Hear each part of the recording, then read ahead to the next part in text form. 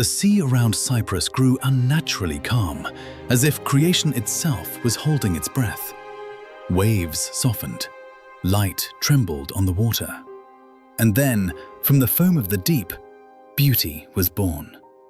Upon a pale shell, rising slowly from the sea, Aphrodite emerged, radiant, flawless, overwhelming. Daughter of Uranus, born not of a womb, but of divine violence and cosmic order, she stepped onto the world like a revelation. The wind carried her name. The sea surrendered to her presence. Even nature seemed to bow. When she arrived at Mount Olympus, the splendor of the gods was eclipsed. Halls of gold shone brighter. Voices fell silent. The immortals stared, struck by awe, desire, and envy all at once. Aphrodite did not merely enter Olympus, she transformed it. Beauty had taken form. Love had a face. And with her presence came a power the gods themselves could not control. Hearts stirred, passions awakened, harmony trembled. Zeus saw what the others felt, but dared not speak. He knew beauty like this was never harmless. Desire would turn gods against gods. Love would ignite rivalry. And Olympus, for all its glory, was fragile before chaos. Aphrodite was not just a gift. She was a threat. And threats, even beautiful ones, had to be contained. So the king of the gods made his choice, not out of love, not out of kindness, but out of fear. Aphrodite would be bound in marriage, not to power, not to passion, but to restraint. Destiny was sealed. And from that moment on, beauty would walk a path it never chose. Aphrodite was given to Hephaestus, the god of fire and forge, not as a bride of desire, but as a solution to a problem. He was strong in craft, mighty in skill, yet broken in form. His body marked by the fall from Olympus that had shattered his frame long ago. Where Aphrodite was light, he was soot and iron. Where she embodied longing, he embodied labor. And so, under the decree of Zeus, beauty was bound to the anvil. Hephaestus loved her in the only way he knew how. With fire and patience, he shaped gold into wonders. Jewels bloomed beneath his hammer. Chains shimmered like constellations. He dressed Aphrodite in splendor, believing devotion could replace desire. Yet love forged in obedience carries a silent flaw.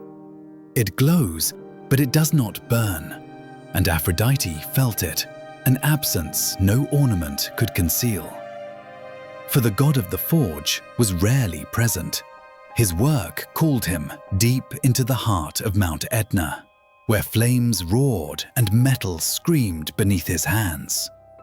Days turned into nights, nights into weeks, and in the palace of the gods, the goddess of love sat alone, surrounded by perfection, yet starving for touch. Loneliness echoed louder than any hammer strike. Olympus watched but said nothing. A marriage existed, order was preserved. Yet beneath the surface, something was unraveling. Desire denied does not die. It waits. And fate, once set in motion, was already turning toward fire and blood. There was another presence on Olympus, one the gods avoided and the mortals feared. Ares, the god of war. Born of Zeus, yet never favored, his name was spoken with unease. His path was marked by blood, by screams on battlefields, by cities left in ruins. Even his father looked upon him with disdain, choosing Athena, wisdom over fury, strategy over slaughter.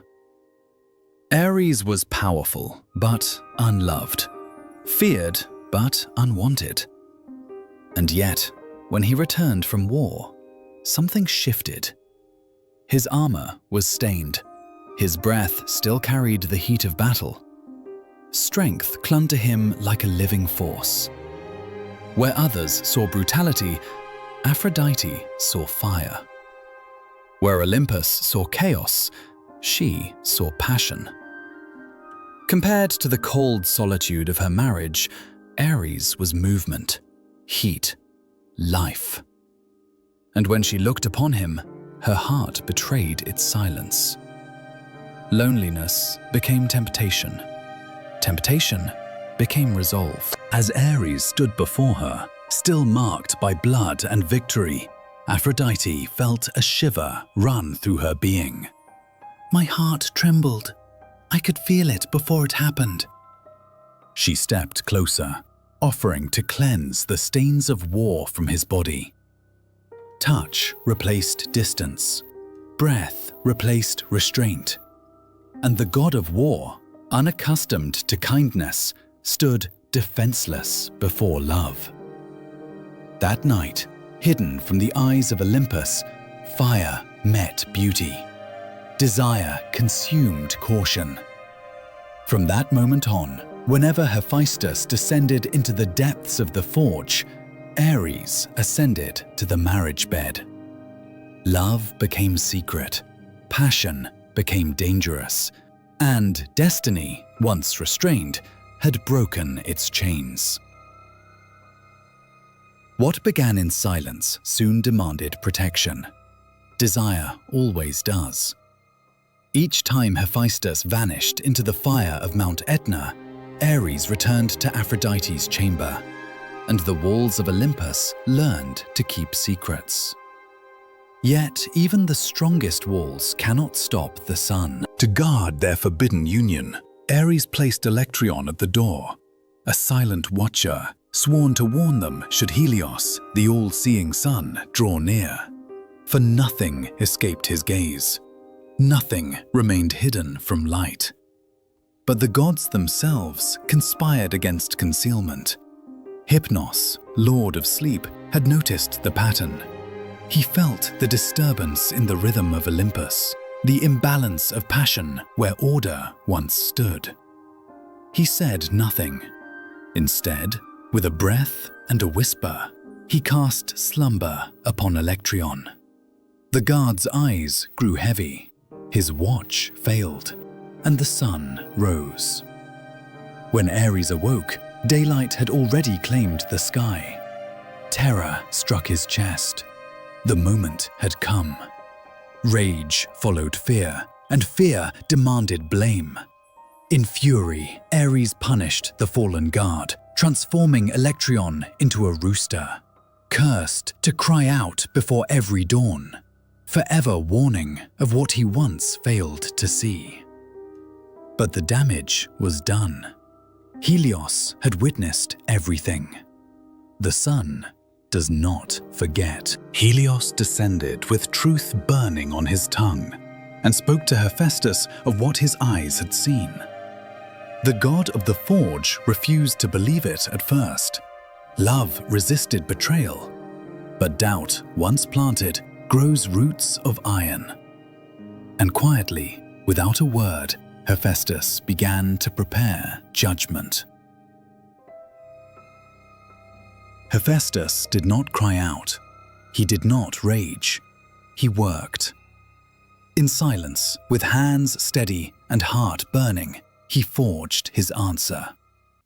From divine metal, he wove a net so fine it vanished to the eye. Threads thinner than breath, stronger than fate itself. He placed it upon the marriage bed, invisible, waiting. Then he spoke softly, hiding sorrow beneath duty. My beloved wife, I must leave for many days. And when he departed, judgment lay in ambush. As expected, Ares came. Desire returned without fear. The gods laughed somewhere beyond the walls. But at that very moment, everything changed. The net fell. Steel closed. Power was useless. Strength failed. The god of war and the goddess of love were bound together, exposed, helpless. And Hephaestus summoned Olympus to witness the truth. "Look upon betrayal," he declared. "Look upon those who thought themselves unseen." The gods gathered. Silence broke into laughter. Mockery echoed through the halls of heaven. Even Hermes could not restrain his words. Ares, once feared on every battlefield, stood humiliated, conquered not by armies, but by consequence. Aphrodite turned away in shame, and the weight of judgment pressed heavier than any chain. Hephaestus released them, but the union was broken beyond repair. The marriage was cast aside. Yet from that forbidden fire, consequences remained. Deimos and Phobos, fear and terror born of war. And Harmonia, fragile peace born from chaos. Thus the lesson was sealed. Passion unrestrained brings chains unseen. For even among the gods, no secret escapes the light.